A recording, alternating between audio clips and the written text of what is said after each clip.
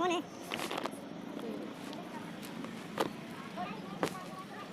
pen लेना GST का पता होगा